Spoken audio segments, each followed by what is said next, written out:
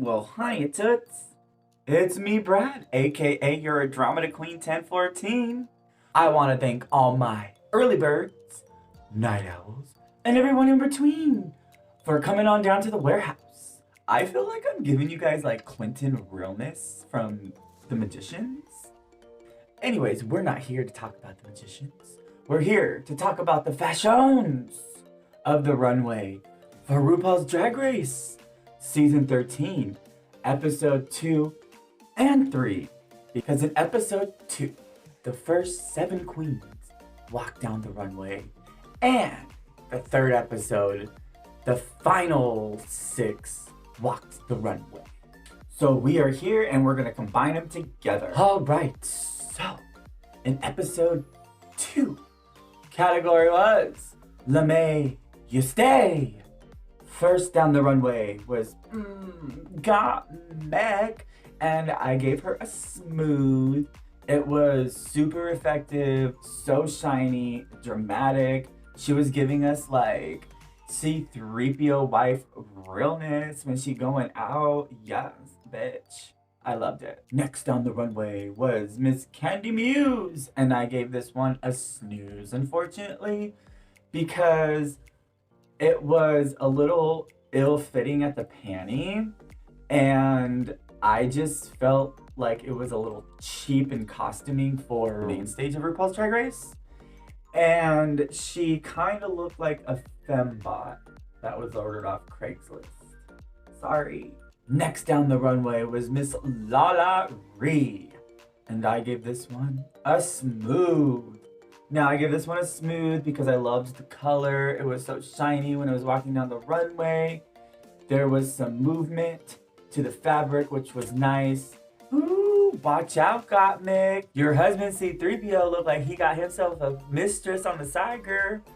Moving on down to Olivia Locks. And I'm unfortunately giving this one a snooze. And I'm giving it a snooze because whatever she had here wasn't very portioned right, and it made it look ill-fitting here. And that like cutout slit that she had, I just didn't understand it.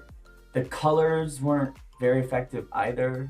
Sorry, Olivia, but y'all fierce. Next down the runway was Miss Simone, and I gave this one a smooth. She walked on that runway and I was all like, OMG, she looks freaking so amazing. Nothing like we've seen on the main stage of RuPaul's Drag Race. If we have, I totally don't remember.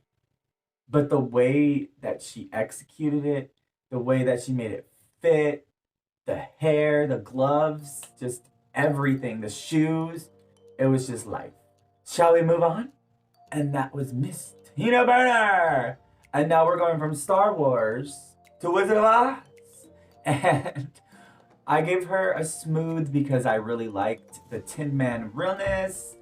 My favorite character in that movie is the Tin Man, always has been. I don't know why, I can't really tell you why, but I love the Tin Man, and I did like this look, especially for Tina Burner. I was a little surprised.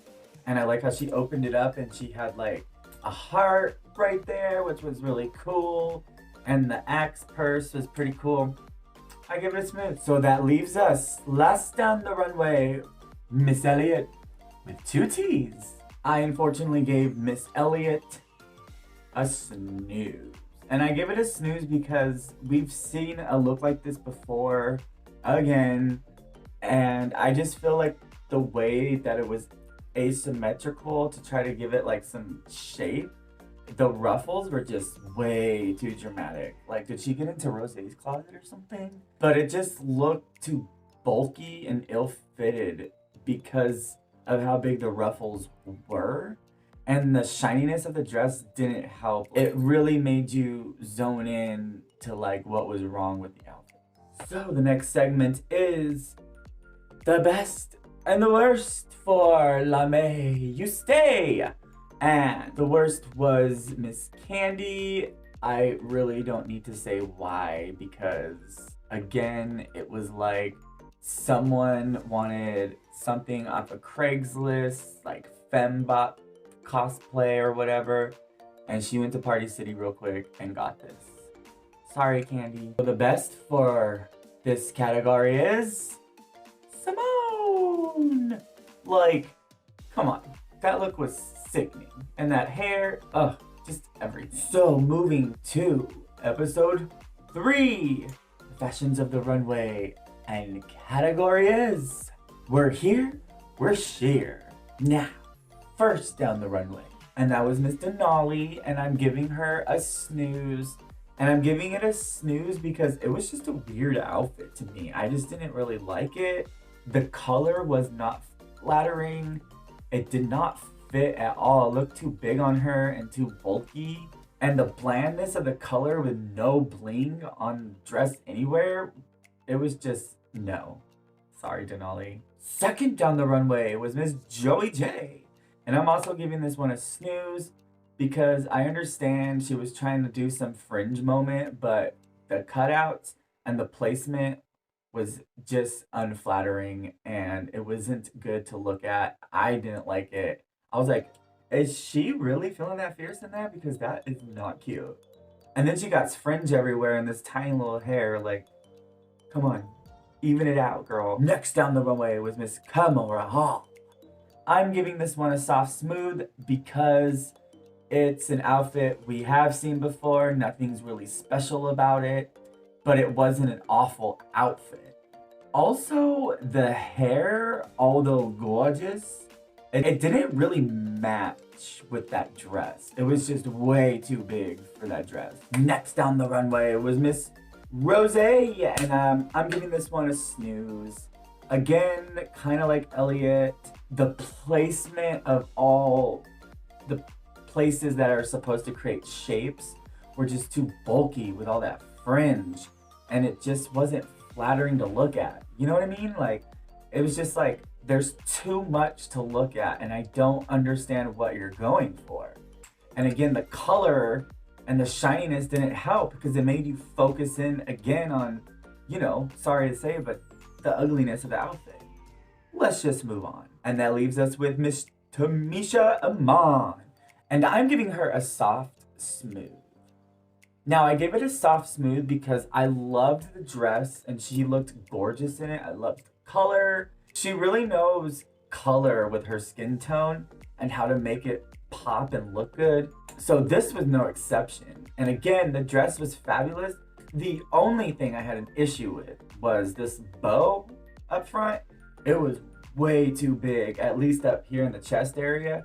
It kind of like took away from the beauty here. But soft smooth. Last, down the runway. And that was Miss Utica Queen. And I am giving her a smooth. This runway was a little underwhelming, so when she came out, it was a little bit of a refreshment. I liked how it was still fashion forward.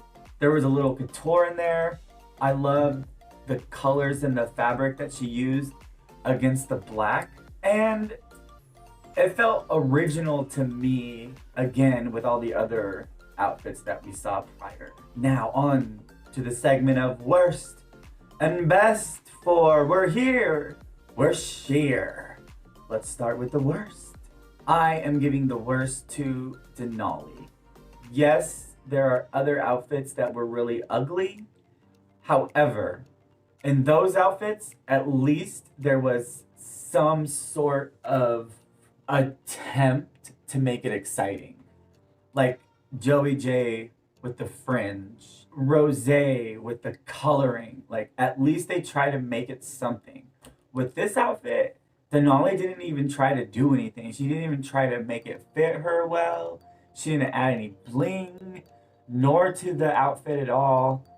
It just was not flattering, and it was super unexciting compared to all the other ones. Sorry, Denali. All right. That wraps up the runway for episode 2 and 3 of RuPaul's Drag Race season 13. What did you guys think of the runways? Who do you guys thought wore it best and worst? Go ahead and let us know in the comments below and all social media, and donations will be here. And I just want to thank all of my early birds night owls, and everyone else in between, for setting your clocks for 10:14 and coming on down to the warehouse and joining me, Brad, aka your drama queen 1014. Toodles!